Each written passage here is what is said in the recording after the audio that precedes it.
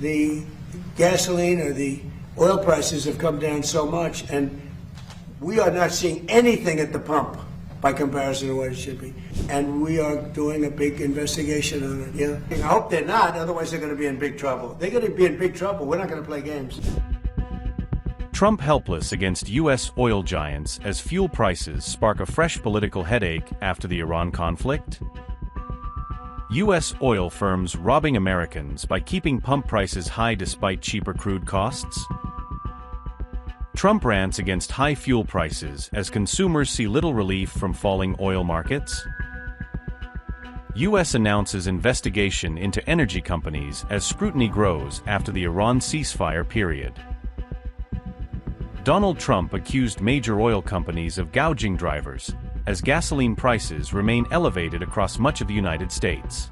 The U.S. president said he had directed the Department of Justice to examine major energy firms over fuel pricing practices. Trump specifically named Chevron, ExxonMobil, Shell, and BP, arguing that American consumers deserve greater price relief. According to Trump, gasoline prices should be closer to $2.25 per gallon rather than the current national average.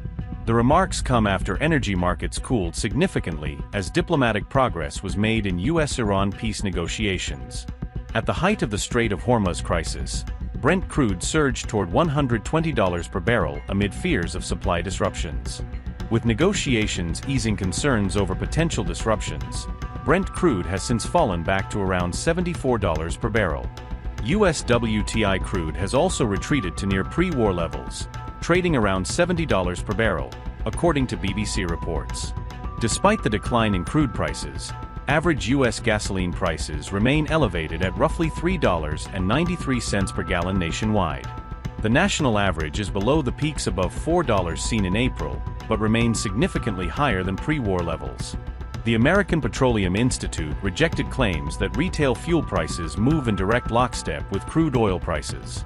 The industry group told the BBC that refining costs, fuel inventories, and broader supply conditions also play major roles in determining prices. Earlier today, you instructed your Department of Justice to do an investigation for oil companies that you said gas prices were not coming down quick enough. That's right. And you are concerned that there is price gouging going on, taking advantage of the prices. Sir, can you elaborate on that? So it's ExxonMobil, it's Chevron, it's Shell, it's BP, it's a lot of them. The gasoline or the oil prices have come down so much, and we are not seeing anything at the pump by comparison to what it should be. We should be, in my opinion, at $2.25 right now at the pump. And we're higher than that. And we are doing a big investigation on it, yeah. They're not reducing the prices commensurate with what's happening. Look, we are sending out, think of it, 19 million barrels came out yesterday. That is a flood. That's like a gusher. That's an oil gusher. And they should be much lower, the gasoline prices, which really is what people see more than anything else, but for their car. But the gasoline prices should be much lower at the pump. And the oil companies are possibly gouging. I hope they're not, otherwise they're going to be in big trouble. They're going to be in big trouble. We're not going to play games. Mr. President, have you spoken to them, sir? Have you spoken to the oil executive today? I told them, don't gouge our people.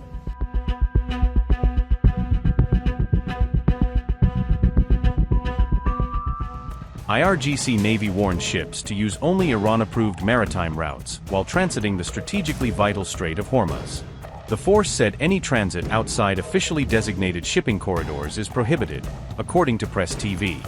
In a June 25 statement, the IRGC described the use of unauthorized routes as both unacceptable and potentially dangerous. The Navy said all vessels must coordinate with Iranian authorities before entering or transiting the waterway. The warning came days after Chief Negotiator Baghir Ghalibaf pledged what he called a new reality in Hormuz.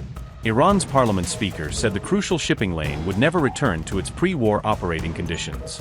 The issue of Hormuz restrictions remains one of the most sensitive unresolved matters following the U.S. Iran Memorandum of Understanding. The agreement signed by Washington and Tehran seeks to halt the cycle of escalation, confrontation, and retaliation.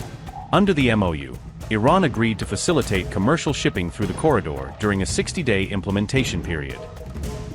However, Tehran has repeatedly stressed that safe passage remains conditional on coordination with Iranian authorities.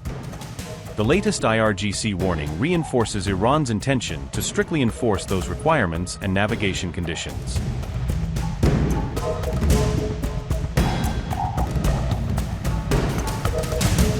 Iran has installed its heaviest ever offshore oil platform in the Persian Gulf, a move that underscores both its technical capacity and its determination to work around sanctions pressure. The new P4 platform, weighing about 6,200 tons, was deployed at the Rishadat oil field roughly 90 kilometers south of Lavin Island in the Gulf. Officials say the structure was fully designed and built inside Iran, highlighting domestic engineering and manufacturing despite years of US-led sanctions restricting foreign technology. The P4 is expected to boost Rishadat's crude output by about 35,000 barrels per day, adding a significant new stream to Iran's offshore production. In addition, the platform can inject around 80,000 barrels per day of water into the reservoir, a key technique used to maintain pressure and sustain current production levels over time. Iranian engineers used a complex float-over installation method to position the massive topside on its base, reflecting growing expertise in advanced offshore construction techniques. Experts note that US sanctions delayed the project by limiting access to specialized equipment and know-how, stretching timelines and increasing reliance on local solutions.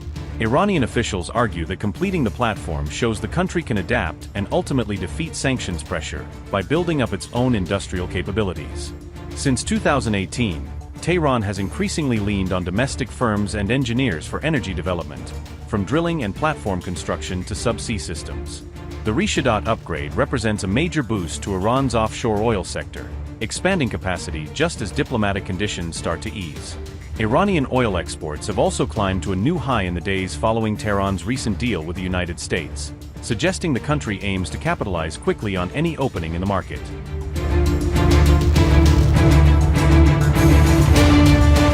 According to tanker trackers, Iran exported nearly 36 million barrels of crude oil within a span of only 6 days. Since June 15th, Tehran has reportedly accelerated shipments after Washington eased selected restrictions on Iranian oil exports. Another 36 million barrels of Iranian crude reportedly remain at sea, awaiting delivery to international buyers. The figures suggest Iran could rapidly ramp up exports if regional tensions continue to ease in the coming weeks. Iran's oil shipments had previously fallen to their lowest levels in 6 years amid the impact of America's Hormuz blockade.